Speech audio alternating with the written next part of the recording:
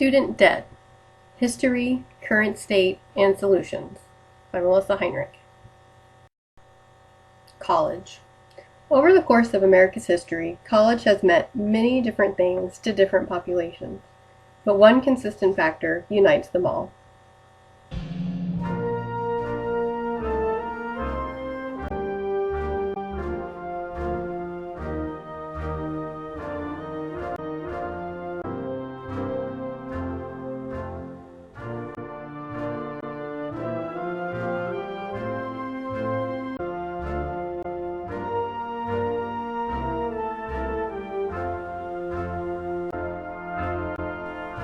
It's not free. Someone has to pay for it. The current state of student loan debt in the United States is an issue that has been attracting an increasing amount of political and media attention, and with good reason. The amount of student loan debt is currently $1.1 trillion, with 37 million Americans having student loan debt.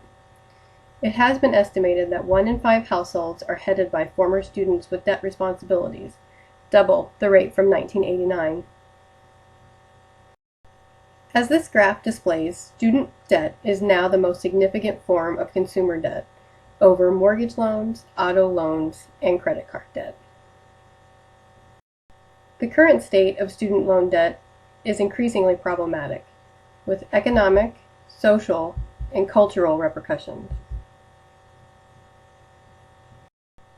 Student loan debt has a broad and long-lasting economic impact on the individual with the debt and the economy in general.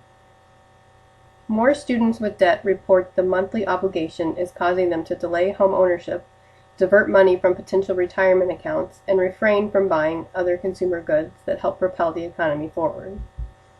The diversion of consumer dollars from potential goods and services to student loan debt payments could potentially have an impact on the size and efficiency of the economy as a whole. The social implications of the student loan debt crisis are causing some student borrowers to delay milestones previous generations thought essential to experiencing life as an adult. More former students report living with their parents in order to save money and afford student loan payments, as well as delaying marriage and children in light of their economic situation. The cultural implications are yet to be realized, but student loan debt's contribution to the disillusionment of a generation of former students who will be paying off student loans for the majority of their adult lives is becoming clear. Several groups have been formed in response to widespread student loan debt, including the political action group StudentLoanJustice.org, which advocates for student loan reform. The organization Occupy Student Debt has gone as far as to advocate for nonviolent public action of collective non-payment so that defaulted student loans will overwhelm the system and force action. The student loan debt situation can look pretty grim when viewed through a certain light, but the past few years has brought an effort to not only understand the problem, but work to find solutions to control and help relieve students from student debt. To understand the future of student debt, we will examine the history of financial aid, move forward to consider possible causes of the current student debt situation, and finally, look towards the future and propose solutions. In the beginning of higher education in America, it was mainly the wealthy who went to college, and the wealthy largely paid for it.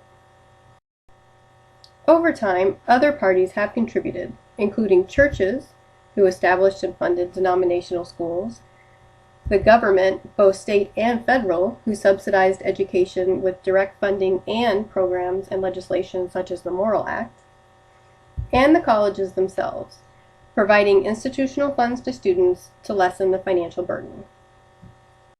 But usually, the student bears the burden of financing the cost of education. The concept of financially assisting students via scholarships, grants, or loans has been a part of the educational landscape since the first scholarship program established at Harvard in 1643. Throughout the 19th and 20th centuries, various local financial aid programs were instituted to help students pay for college, and to make post-secondary education more accessible to students from all backgrounds, who did not have the resources to pay cash.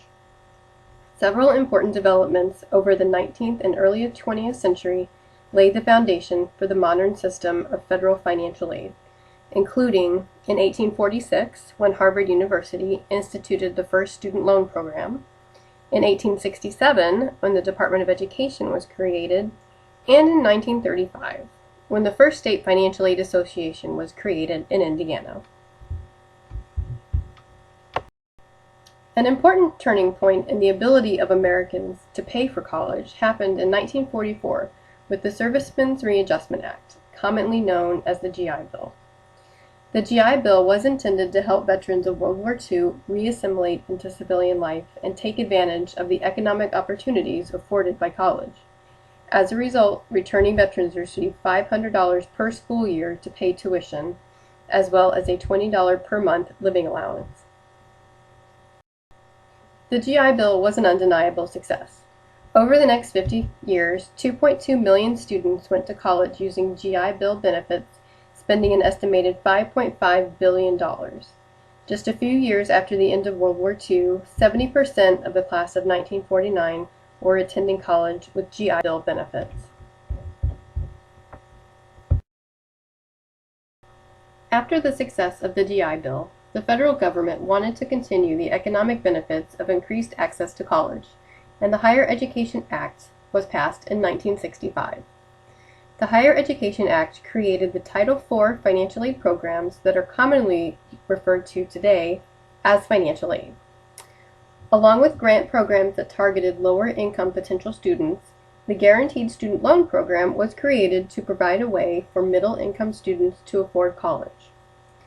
The reauthorization of the Higher Education Act in 1972 cemented the federal policy of funding education via the student rather than subsidizing institutions. Over the subsequent decades, the Title IV programs were expanded and changed to serve a wider demographic need and the increasing cost of tuition.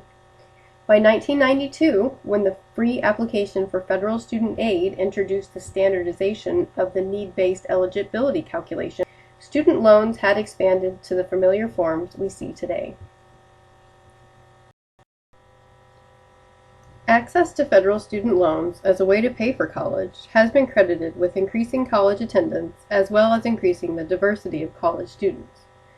But while there are no doubt numerous positive effects, recent trends towards increasing tuition and the reduced effectiveness of grant programs have made more students more reliant on federal loans, and student debt levels have expanded dramatically as a result. Over the past decade, tuition has been increasing by rates of up to 47%. The cost of college has risen consistently since 2001, with increases of more than 45% for residency charges at public four-year institutions. As this table shows, for public undergraduate education paying resident tuition, the percent change from 2001 to 2011 was 47.2%. There have also been sharp rises in tuition for graduate students, with even bigger increases seen at the public four-year institutions as well as private institutions. Again, we can look towards the table to see that for graduate students at a public four-year institution paying in-state tuition, the percent change from 2001 to 2011 was 59.6%. For undergraduate students, the Pell Grant and other need-based funding has not kept up. The increases in the Pell Grant have been inadequate to make up for the rise in tuition and fees at public and private nonprofit institutions. This graph makes clear that the rise in price has not been met with a corresponding rise in grant money to cover costs. The gap must be made up somehow, and an increasing number of students turn to student loans to finance the cost of their education. The average of total loan dollars borrowed increased 45% for undergraduates between the 2001-2002 and the 2006-2007 academic years. The average of total loan borrowers increased again by 4% up into the 2011-2012 academic year. Trends are not confined to undergraduate education.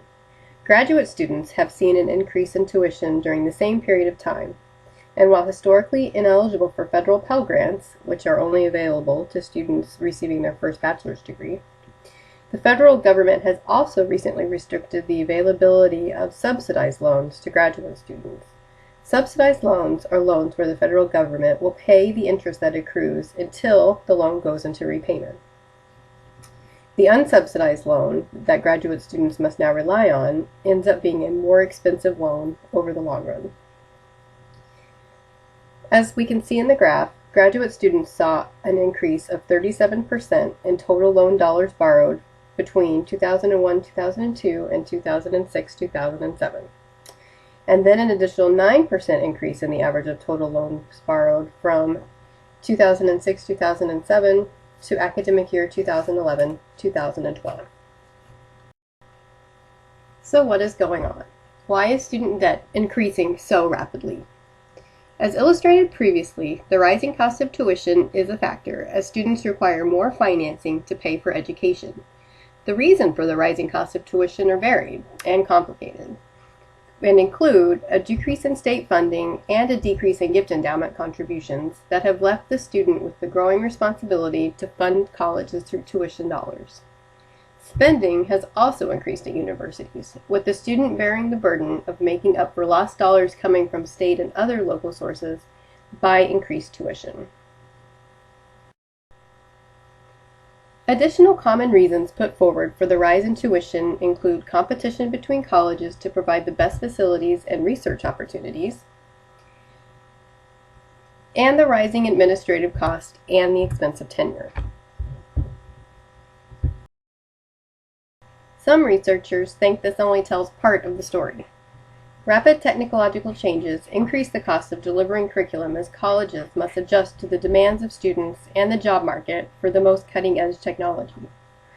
Increasing economic inequality has also forced the average middle-class American to rely more on student loans to make up the gap in funding. The average student who graduated in 2011 is responsible for an outstanding loan balance of $26,600. But the balance will not remain $26,600 for long. Under the standard repayment plan, which calls for 10 years of payments at 6.8% interest, the student would make 120 payments of $306 apiece. The total repayment amount would be $36,733.64.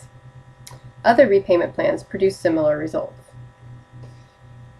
For example, the graduated repayment plan, which includes 48 payments at $153 and the next 72 payments at $303 based on the calculations we used, which includes 4 years of reduced payments, would have the student paying a total interest of $19,111.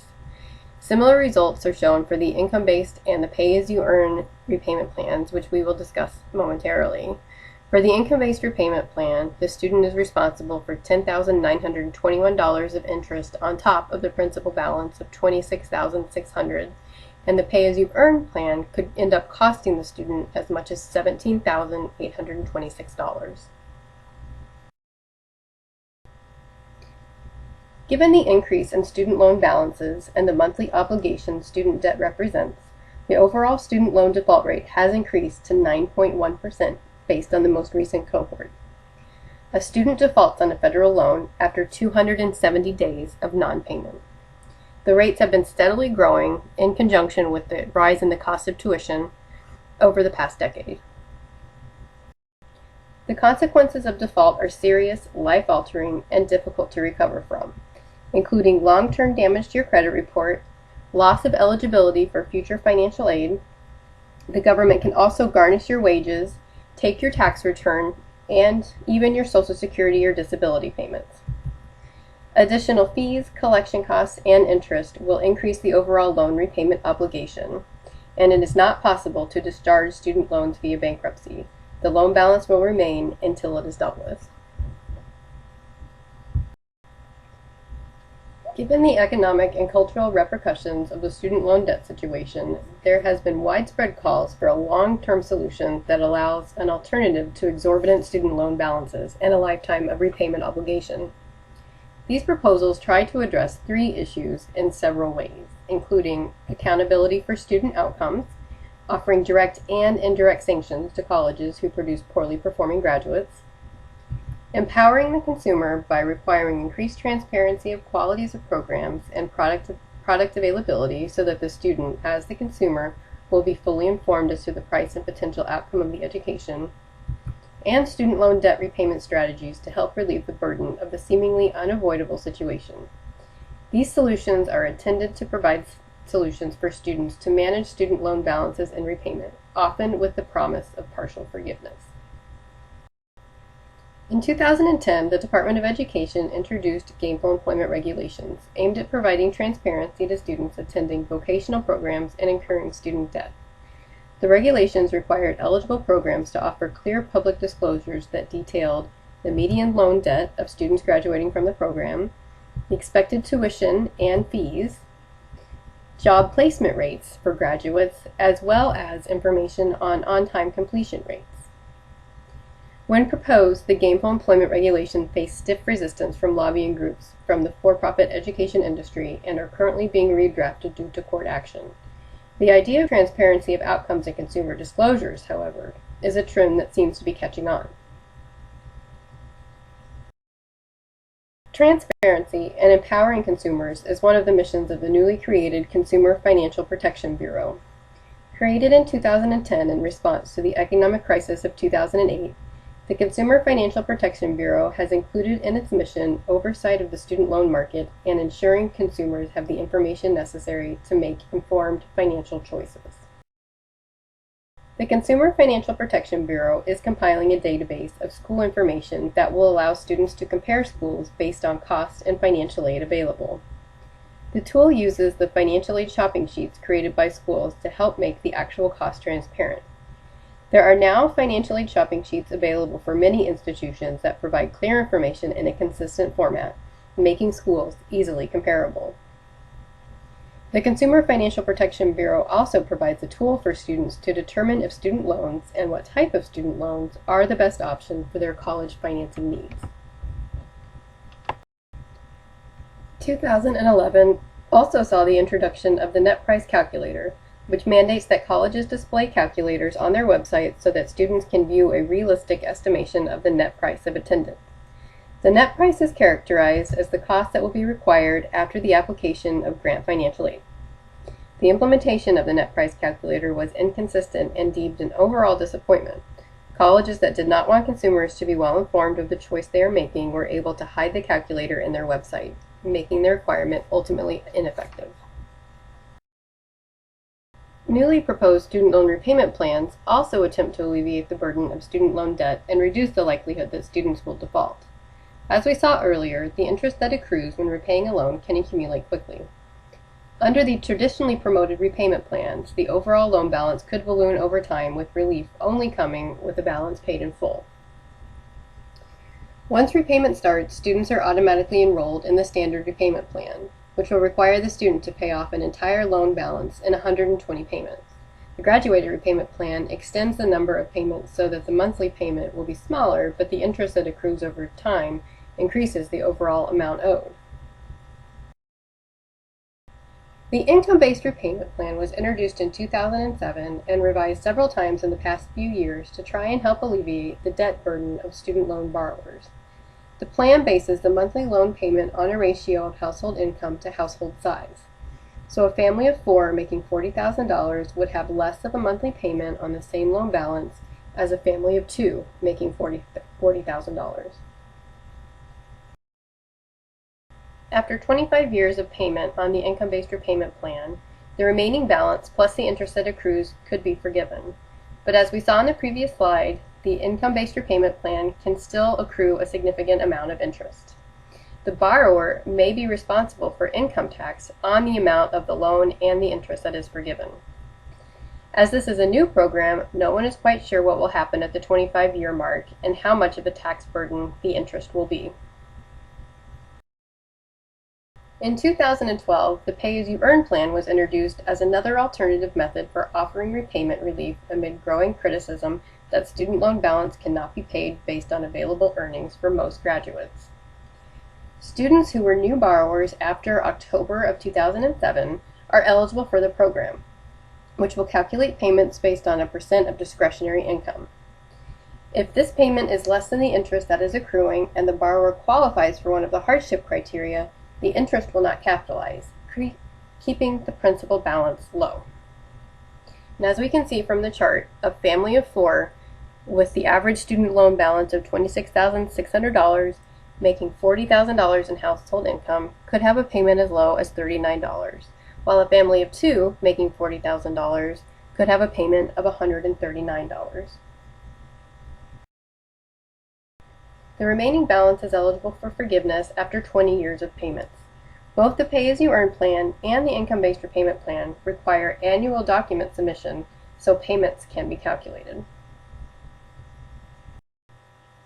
Public service loan forgiveness is an option for those students who work in nonprofit public service or local, state, and federal governments. Students employed in eligible positions and enrolled in one of the federal government repayment plans could be eligible to have their loans forgiven after 10 years of payments. And unlike the Income-Based Repayment Plan and the Pay-As-You-Earn plan, the amount forgiven is not taxable. The Income-Based Repayment Plan, Pay-As-You-Earn, and the Public Service Loan Forgiveness Program option can make student loan payments reasonably affordable if a borrower's income is relatively low. However, what options are there for middle-income borrowers whose incomes are not low enough to qualify for the reasonable payments offered by the federal government's various plans? Using our example of $26,600, a family of 4 with a total household income of $75,000 would not be eligible for either the Pay-As-You-Earn or the Income-Based Repayment Plan. This would also make them ineligible for loan forgiveness programs.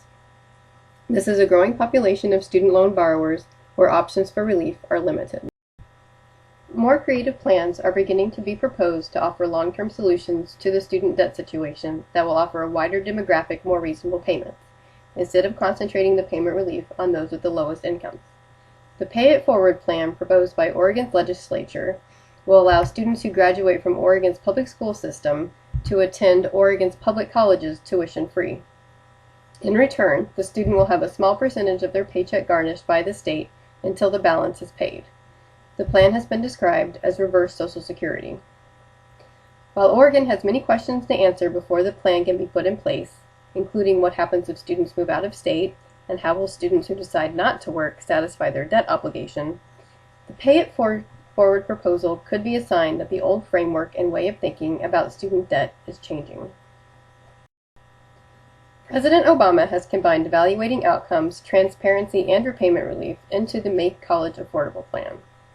The Make College Affordable plan would tie financial aid to student outcomes with the stated motivation to control the rise in tuition and decrease the amount of debt students are leaving college with.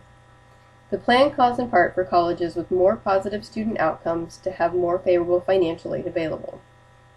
More favorable financial aid, in turn, would attract more students who qualify for that aid, increasing enrollment and providing more educational opportunities for lower-income students. The rankings that would evaluate colleges as providing more positive outcomes have not yet been developed, so the full plan cannot be evaluated. The Department of Education has been charged by the Obama administration with developing a rating system by 2015 and trying the new rating system out by 2018. The potential success of the Make College Affordable plan is yet to be determined, as the major parts of the plan are not implemented until 2018, after President Obama's second term ends. It will be up to the next administration and Congress to continue the programs put in place by the Obama administration in order to ensure success. Recent developments in Washington, however, make this proposal shaky at best.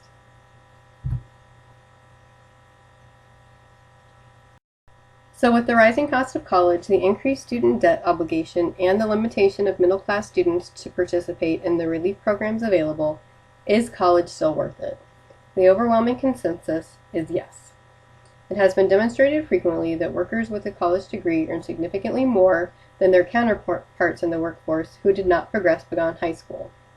While a high school graduate earns a median amount of $28,659, workers who have achieved a bachelor's degree report median earnings of $49,648.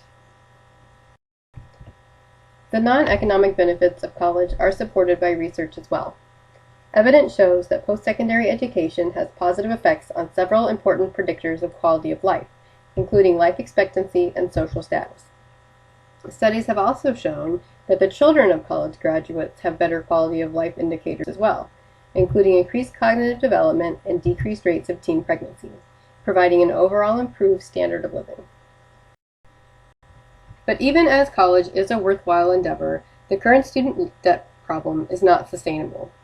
More states and the federal government should follow Oregon's lead by proposing creative solutions that maintain educational standards. That, coupled with accountability and transparency, could make the generation who were saddled with student loan debt the last generation to be economically disadvantaged by trying to move forward.